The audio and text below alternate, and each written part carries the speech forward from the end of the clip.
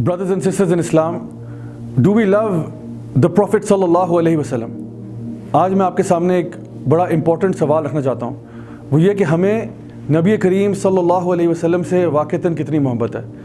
میں بات جانتا ہوں کہ جو شخص بھی مسلمان ہے الحمدللہ ثم الحمدللہ ہمیں نبی کریم صلی اللہ علیہ وسلم کے ساتھ ایک نسبت اور ایک ناطہ اور ایک رشتہ تو ضرور ہے۔ آئیے میں آپ کو آج ایک ایسا واقعہ بتانا چاہتا ہوں کہ جب آپ صلی اللہ علیہ وسلم اس دنیا سے جا رہے تھے تو وہ کس قسم کے حالات اور واقعات تھے۔ نبی کریم صلی اللہ علیہ وسلم کے اوپر یہ آیات نازل ہوئیں، اذا جاء نصر اللہ والفتح ورأیت الناس يدخلون فی دین اللہ افواجا، اور یہ جب آیات آئیں تو تمام صحابہ بہت خوش ہو گئے۔ کیوں وہ خوش؟ اس وجہ سے ہوئے کہ ان کو پتہ چل گیا کہ اب اسلام کو فتح حاصل ہو گئی۔ لیکن ابو بکر صدیق وہ صحابی تھے جو اس موقع پر بھی رو رہے تھے۔ تو صحابہ نے پوچھا کہ آپ کیوں اس طرح رو رہے ہیں، آپ کیوں اتنا اداس ہیں؟ تو انہوں نے فرمایا کہ ان آیات کے اندر ایک ایسا میسج ہے ہم لوگوں کے لیے کہ وہ میسج یہ ہے کہ اب نبی کریم صلی اللہ علیہ وسلم کا مشن ختم ہو چکا ہے، اور جو کام اللہ تعالیٰ نے ان کے سپرد کیا تھا اس دین کو پھیلانے کا وہ کام اب ہو چکا ہے، اور چونکہ یہ کام ختم ہو چکا ہے اب نبی کریم صلی اللہ علیہ وسلم کے یہاں سے رخصت ہونے کا وقت قریب آ چکا ہے۔ ایک اور مقام کے اوپر نبی کریم صلی اللہ علیہ وسلم نے صحابہ سے یہ بات کرتے ہوئے کہا کہ اللہ سبحانہ و تعالیٰ نے اپنے ایک بندے کو ایک چوائس دی، اور چوائس یہ تھی کہ یا تو اپنے رب کے پاس آ جائے یا وہ دنیا میں رہے۔ تو اس اللہ کے بندے نے اپنے رب کو چن لیا۔ ابو بکر صدیق نے جب یہ بات بھی سنی تب بھی آپ اس بات پر رو پڑے، کیونکہ آپ کو اس بات کا یقین ہو چکا تھا کہ یہ جس شخص کا ذکر کیا جا رہا ہے وہ نبی کریم صلی اللہ علیہ وسلم خود ہیں۔ My dear brothers and sisters, آپ صلی اللہ علیہ وسلم اپنے آخری وقتوں میں بہت شدید بیمار ہو گئے، اور ان کی بیماری کا عالم یہاں تک پہنچ گیا کہ آپ نے ابو بکر صدیق کو پھر یہ حکم دیا کہ اب سے نماز آپ پڑھا کریں۔ آپ اتنے تھک چکے تھے، آپ اتنے بیمار ہو چکے تھے کہ ان کو یعنی اپنے کندھوں کا سہارا دے کر علی بن ابی طالب رضی اللہ عنہ اور عبداللہ بن عباس رضی اللہ عنہ نے اپنے کندھوں کے سہارے یعنی پکڑ کر سیدہ عائشہ کے گھر چھوڑ کر آئے، جہاں پر انہوں نے پھر اپنے آخری وقت گزارے۔ اور آپ علی بن ابی طالب یہ بات بیان کرتے ہیں کہ اس ٹائم پہ یعنی آپ صلی اللہ علیہ وسلم کو ہم ایسے لے کے گئے کہ ان کے پاؤں جو ہیں وہ زمین کے ساتھ گھسیٹتے ہوئے جا رہے تھے، یعنی ان کے پاس چلنے کی بھی طاقت نہیں تھی۔ کچھ عرصہ وہ وہاں رہے بیماری کے عالم میں۔ اس دوران کئی کچھ چیزیں ہوتی رہیں، ان میں سے ایک چیز یہ تھی کہ آپ صلی اللہ علیہ وسلم کے پاس جب آپ اپنے آخری کچھ وقتوں میں تھے تو آپ نے یہ بات لوگوں سے کہی کہ اب میرے جب ان میں تھوڑی سی کچھ ان کے اندر طاقت آئی، تھوڑی سی ہمت پیدا ہوئی، کوئی تقریباً 5 یا 6 دن کے بعد، تو آپ نے کہا کہ میں لوگوں سے کچھ بات کہنا چاہتا ہوں۔ اور آپ دیکھیں کہ وہ جو ان کا آخری خطبہ تھا، اب یہ وہ خطبہ ہے جو اس میں آخری دفعہ ممبر پہ بیٹھے آپ صلی اللہ علیہ وسلم، اور اس پہ آپ نے کیا فرمایا؟ آپ نے فرمایا کہ اللہ کی لعنت ہو یہود و نصارہ پہ کہ انہوں نے اپنے انبیاء کو اور انبیاء کی جو جگہ ہے فوت ہونے کی، ان کی قبروں کو ایک عبادت کی جگہ بنا دیا۔ آپ صلی اللہ علیہ وسلم یہ نہیں چاہتے تھے کہ ان کی عبادت کی جائے۔ انہوں نے یہ بھی کہا کہ میرے بارے میں وہ مت کہنا یا میرے ساتھ وہ سلوک نہ کرنا جو نصارہ نے عیسیٰ بن مریم کے ساتھ کیا تھا۔ انہوں نے کہا میں کون ہوں؟ عبدہ و رسول ہوں، میں اللہ کا بندہ ہوں اور اس کا رسول ہوں، بس مجھے اتنا ہی جاننا۔ اپنے آخری ایام میں، اپنی آخری کچھ گھنٹوں میں سیدہ فاطمہ جو ہے وہ آپ صلی اللہ علیہ وسلم کے پاس تشریف لے کے آتی ہیں جب آپ سیدہ عائشہ کے پاس بیٹھے ہوئے تھے، بلکہ لیٹے ہوئے تھے۔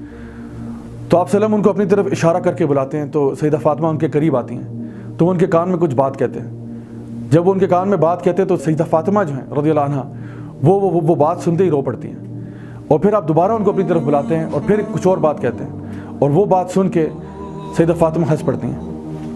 تو بعد میں جب سیدہ عائشہ نے ان سے پوچھا کہ یہ آپ نے کیا بات کی تھی آپ صلی اللہ علیہ وسلم نے آپ کے کان میں، تو انہوں نے بتایا کہ جب پہلی دفعہ انہوں نے مجھے اپنی طرف بلایا تو انہوں نے مجھے یہ کہا کہ اب میں اس دنیا سے جانے والا ہوں، میرے اب جانے کا وقت قریب آ چکا ہے۔ تو انہوں نے کہا کہ ہیں تو وہ اللہ کے نبی ہیں لیکن وہ سیدہ فاطمہ کے والد بھی تھے، تو ان کو اس پہ بہت افسوس ہوا اور وہ رونا شروع ہو گئی۔ اور پھر کہتی انہوں نے مجھے دوبارہ اپنی طرف بلایا اور کہا کہ تم جنت کی سردار عورتوں میں سے ہو، اور سب سے پہلے میں جس کو ملوں گا جنت میں وہ تم ہو۔ تو انہوں نے کہا کہ جب میں نے یہ بات سنی تو الحمدللہ مجھے بہت خوشی ہوئی یہ بات سننے سے۔ سیدہ عائشہ نے آپ صلی اللہ علیہ وسلم نے اس موقع پہ ریکویسٹ کیا سیدہ عائشہ کو کہ مجھے ان کو مسواک دیا جائے، کیونکہ آپ صلی اللہ علیہ وسلم کو اپنے پرسنل ہائیجین کا بھی بہت خیال تھا۔ اللہ تعالیٰ فرماتے ہیں ان اللہ یحب التوابین ویحب المتطہرین۔ آپ صلی اللہ علیہ وسلم ابھی دنیا سے رخصت ہونے کو جا رہے ہیں اور وہ کہہ رہے ہیں کہ مجھے مسواک چاہیے، اور وہ مسواک کے ساتھ اپنے دانتوں کو صاف کرتے ہیں، کیونکہ آپ صلی اللہ علیہ وسلم یہ جانتے تھے کہ میں اب اپنے رب سے ملنے جا رہا ہوں، اور چونکہ میں اب اپنے رب سے ملنے جا رہا ہوں تو جس کو ہم کہتے ہیں نا انگلش میں کہ you have to look your best, so the prophet صلی اللہ علیہ وسلم wanted to look his best, تو انہوں نے مسواک اپنے دانتوں کے ساتھ کیا۔ اور پھر اس کے بعد سیدہ عائشہ کہتی ہیں کہ آپ صلی اللہ علیہ وسلم کچھ دیر کے لیے خاموش ہو گئے، اور ان کے پاس ایک پانی کا برتن پڑا ہوا تھا جس میں بار بار کچھ دیر کے بعد وہ ہاتھ ڈالتے اور پھر اپنے چہرے کے اوپر ایسے ہاتھ کو ملتے، اور وہ کہتے رہے کہ ہائی یہ سکرات الموت جو ہے یہ واقعی بہت سخت چیز ہے۔ اور وہ سیدہ عائشہ کی گود میں ایسے لیٹے ہوئے تھے اور یہ پورا چیز چل رہی ہے، اور سیدہ عائشہ ان کے اوپر یقیناً کوئی دعائیں بھی پڑھ رہی ہوں گی، بہت ساری چیزیں کر رہی ہوں گی، اللہ سے دعائیں مانگ رہی ہوں گی، اور وہ اپنے ہاتھوں کو بار بار کرتے رہے، اور پھر کہتی ہیں کچھ ایسا ہوا کہ آپ کا ہاتھ پھر اچانک سے گر گیا، اور کہتی کہ جب ان کا ہاتھ گرا تو مجھے احساس ہوا کہ اس موقع پہ ایسا ہوا کہ جیسے ایسا محسوس ہوا کہ جیسے جبریل علیہ السلام کمرے میں داخل ہوئے، اور یہ چونکہ عالم غیب کا ہے تو سیدہ عائشہ کی کامنٹری ہے اس کے اوپر کہ انہوں نے دیکھا کہ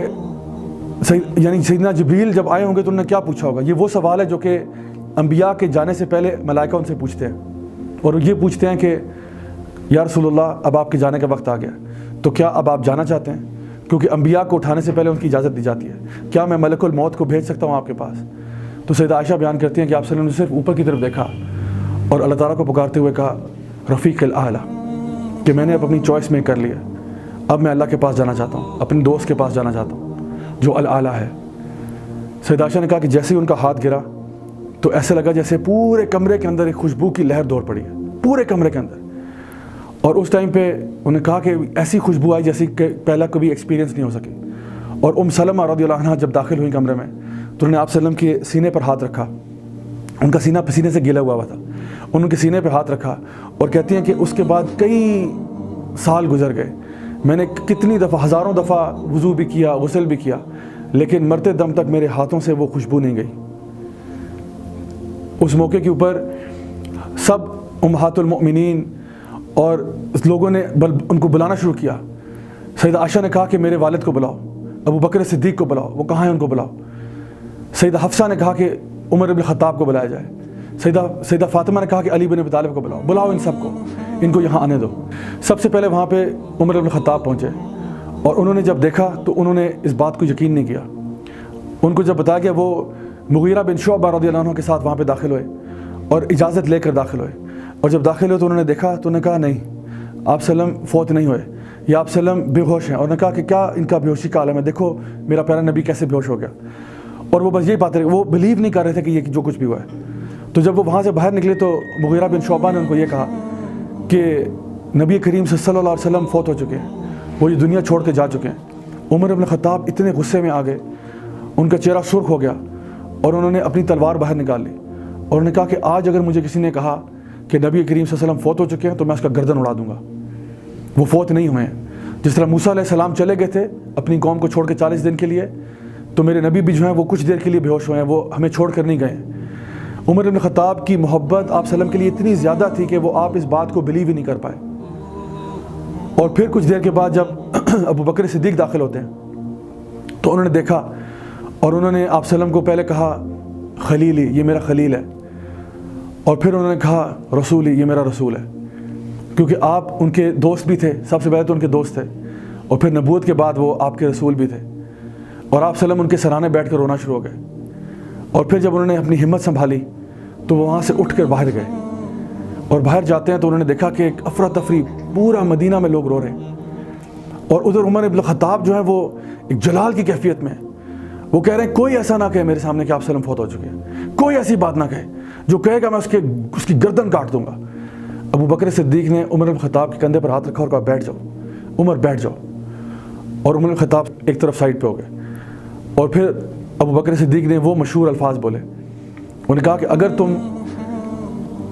نبی کی عبادت کرتے تھے تو جان لو کہ نبی کریم صلی اللہ علیہ وسلم دنیا چھوڑ چکے ہیں، اور اگر تم اللہ کی عبادت کرتے تھے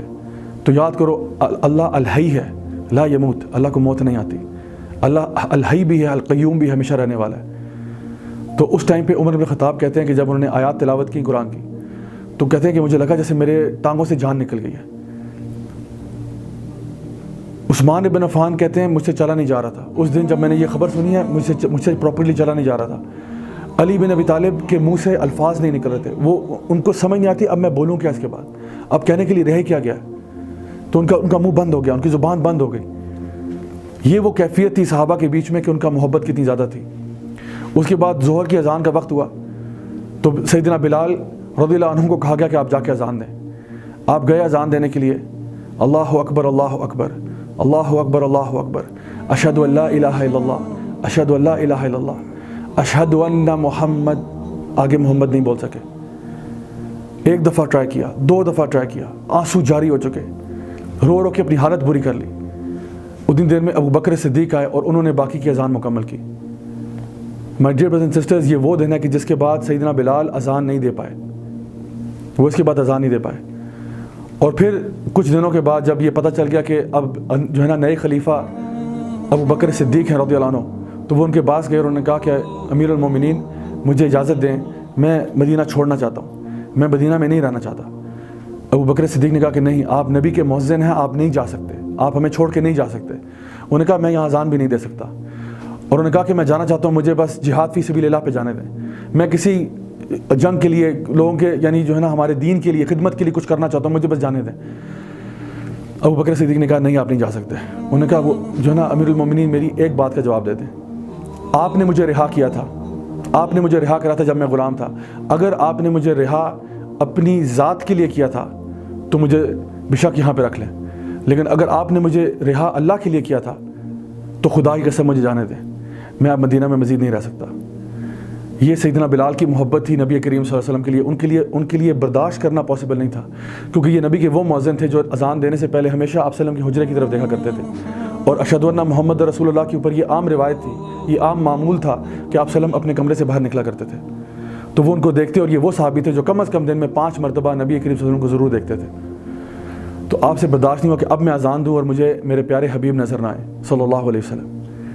تو وہ مدینہ چھوڑ کے چلے گئے. بعد میں جب عرصہ گزرنے کے بعد عمر بن الخطاب کی خلافت کا دور آیا، جیروسلم فتح ہوا، بیت المقدس حاصل ہو گیا.